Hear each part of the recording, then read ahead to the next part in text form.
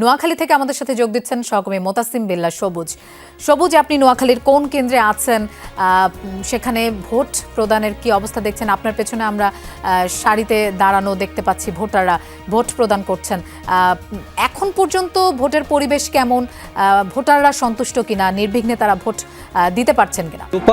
নোয়াখালীতে মোট 6টি সংসদীয় আসনে আজ নির্বাচন অনুষ্ঠিত হচ্ছে এবং সকাল থেকে আমি আসলে ভোটের মাঠে রয়েছি এবং বিভিন্ন কেন্দ্র ঘুরে দেখেছি। সিলন টি রপ্তানিতে শীর্ষে। এখানে আসলে সকাল দিকে মহিলা কেন্দ্রগুলোতে ধীরে ভোট গ্রহণ হলেও পুরুষ যে কেন্দ্রগুলো রয়েছে সেখানে অবশ্য একটু দ্রুত গতিতে ভোট গ্রহণ হচ্ছে। তবে সব মিলিয়ে যে ভোটাররা একটু অসন্তুষ্টি প্রকাশ করছেন যে আসলে ভোট গ্রহণের যে প্রক্রিয়া এটা খুব ধীর গতিতে হচ্ছে। অর্থাৎ আমি যদি বলি যে প্রতি ঘন্টায় তারা আসলে 30 থেকে 40টি ভোট কাস্ট করতে পারছেন। অনেক বয়স্ক মানুষ রয়েছে বা নারী এরা রয়েছে, শিশুরা নিয়ে এসছেন যারা, তারা আসলে একটু কষ্ট পাচ্ছেন।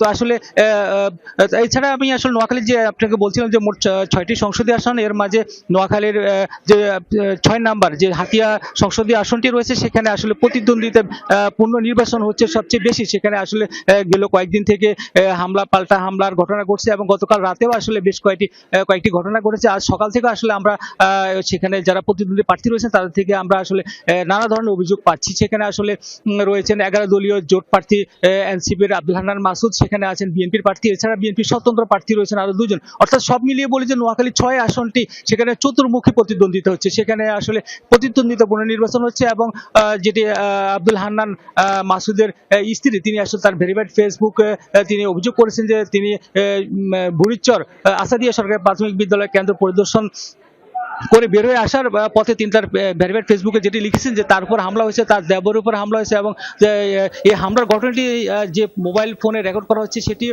আসলে কেড়ে নেওয়া হয়েছে। অবশ্য আবার বিপরীত দিক থেকে বিএনপির পক্ষ থেকে আসলে তারা অভিযোগ করছেন যে গতকাল রাত থেকে এখন পর্যন্ত নিজুমদ্বীপ, চানন্দি ইউনিয়ন, হরনি ইউনিয়নে বেশ কয়েকজন তাদের নেতাকর্মীকে আহত করা হয়েছে এবং তারা বলছে যে তারা দাবি করছে বিএনপি নোয়াখালী হাতিয়া উপজেলা যারা বিএনপি নেতৃবৃন্দ আছেন তারা বলছেন এখন পর্যন্ত তাদের প্রায় 25 থেকে 30 জন নেতাকর্মী আহত হয়েছে। সবুজ, আমরা এই বিষয়টা একটু আপনার কাছে জানতে চাই যে নোয়াখালী 6 হাতিয়া আসনে যে 11 দলীয় জোটের প্রার্থী আব্দুল হান্নান, তার উপরে যে সমর্থকদের উপর হামলার ঘটনা ঘটেছে, কয়েকজন আহত হয়েছে বলছিলেন, তাদের শারীরিক অবস্থা এখন কেমন এবং কাদেরকে আসলে দায়ী করা হচ্ছে? লোপা, আসলে আমি কথা বলেছি সেখানে নোয়াখালীর যে এনসিপির নেতৃবৃন্দ রয়েছেন এবং বিএনপির নেতৃবৃন্দ রয়েছেন, আমি উভয়ের সাথে কথা বলেছি। এছাড়া বুড়িচর সোনা দিয়ে আসাদিয়া সরকারি প্রাথমিক বিদ্যালয় যে কেন্দ্র সেখানে আমি আসলে কয়েকজনের সাথে কথা বলেছি। তারা যেটি বলছেন যে এনসিপি যেটি আপনাকে বলছিলেন যে আব্দুল হান্নান মাসুদের স্ত্রী শ্যামিলী সুলতানের জিদনি, তিনি তার ভেরিফাইড ফেসবুকে লিখেছেন তারপর হামলা করা হয়েছে এবং আমি হাতিয়া এবং সেই ঘটনা তারা বলছেন যে প্রায় 3 থেকে 4 জন আহত হয়েছেন। আমি হাতিয়া উপজেলা স্বাস্থ্য কমপ্লেক্সের কথা বলেছি। তিনি আসলে যেটি বলছেন যে গতকাল থেকে আজ পর্যন্ত যে সেখানে আসলে 29 জন প্রাথমিক চিকিৎসা নিয়ে তারা বাড়ি চলে গেছেন। এছাড়া হাসপাতালে ভর্তি রয়েছেন 4 জন। আসলে এটা গতকাল থেকে আজ সকাল পর্যন্ত যে ঘটনাগুলো ঘটেছে সেখানে আসলে 4 জন এখন পর্যন্ত ভর্তি রয়েছেন এবং বাকিরা প্রাথমিক চিকিৎসা নিয়ে বাড়ি চলে গেছেন। এছাড়া বিএনপির পক্ষ থেকে আসলে যেটি বলা হয়েছে যে এনসিপি বা আব্দুল হান্নান মাসুদের স্ত্রী বলছেন যে বিএনপির যে কর্মী সমর্থক রয়েছেন তারা হামলা করছেন। আমি সেখানে বুড়িচর ইউনিয়ন বিএনপির যে নেতৃবৃন্দ রয়েছেন আমি কথা বলেছি, তারা বলছেন যে আব্দুল হান্নান মাসুদের স্ত্রী কেন্দ্র থেকে বের হয়ে যাওয়ার পথে বিএনপি নেতা কর্মীদের সাথে হাতাহাতি এবং বিতর্কের ঘটনা ঘটেছে, হামলার ঘটনা ঘটেনি, এটি আসলে বিএনপির পক্ষ থেকে বলা হচ্ছে।